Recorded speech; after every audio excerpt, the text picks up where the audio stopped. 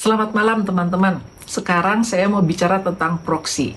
Ada yang tahu nggak artinya proksi? Proksi itu adalah perang yang covert atau tidak diketahui atau tidak bisa terlihat oleh orang-orang awam seperti kita. Biasanya perang proksi itu melibatkan dua kekuatan besar yang menggunakan pemain pengganti. Nah, contohnya ini seperti sekarang nih, perang Rusia dan Ukraina. Siapa pihak yang nge-proxy? Yang nge-proxy adalah Amerika. Kenapa? Karena Amerika nggak kelihatan. Padahal Amerika berdiri di belakangnya Ukraina. Menyediakan senjata, menyediakan dananya, dan menyediakan strategi-strategi atau nasihat-nasihat kepada Ukraina. Jadi sebetulnya perang proksi Rusia dan Ukraina itu adalah perang antara Rusia dan Amerika.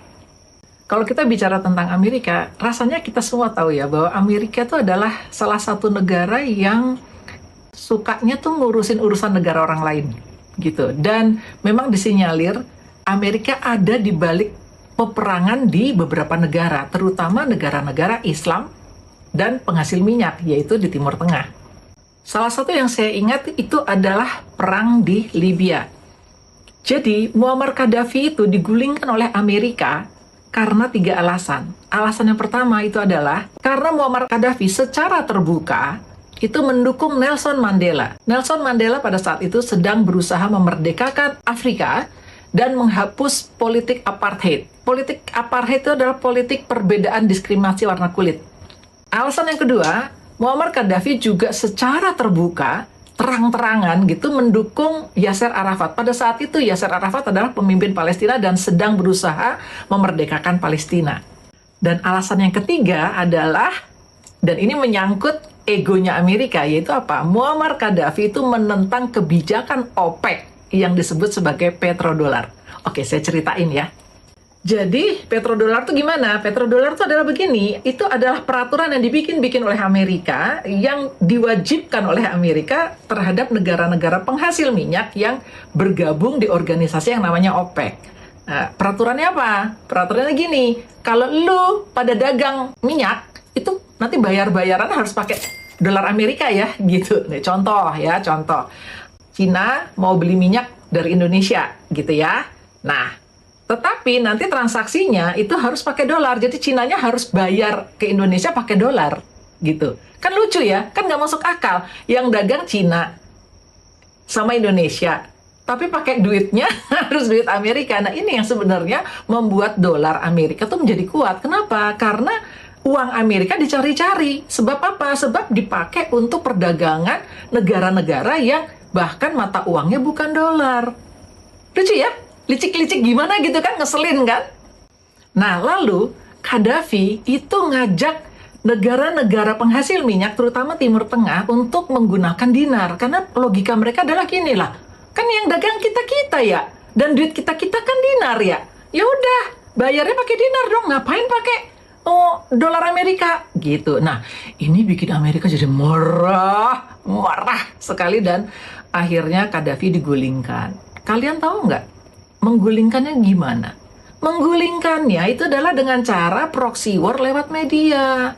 Jadi caranya adalah media-media menyebarkan fitnah-fitnah sehingga membuat rakyatnya tuh benci banget sama Gaddafi, benci banget sama pemimpinnya sendiri.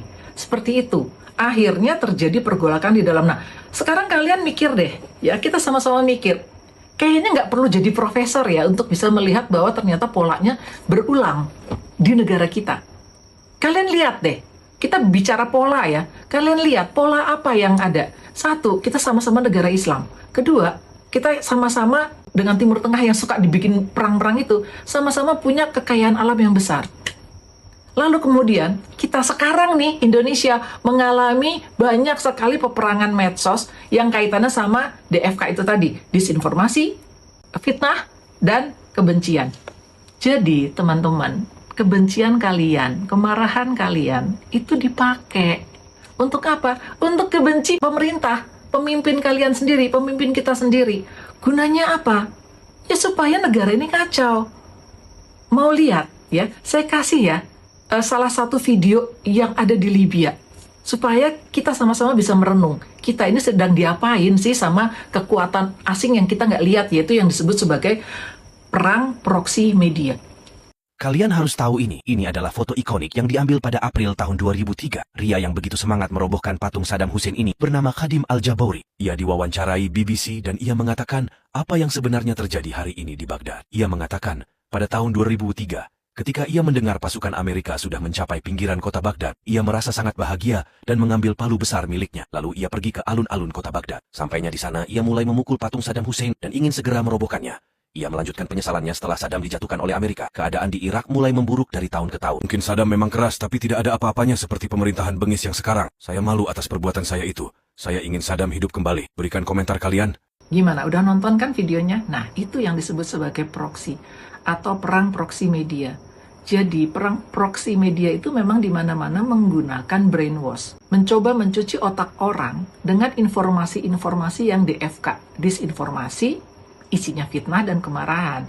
Jadi kalau teman-teman punya kemarahan, punya kebencian terhadap pemerintah, punya kekecewaan terhadap pemerintah, keep itu dengan baik, kelola, lalu kemudian kalian ikut membantu membangun negara.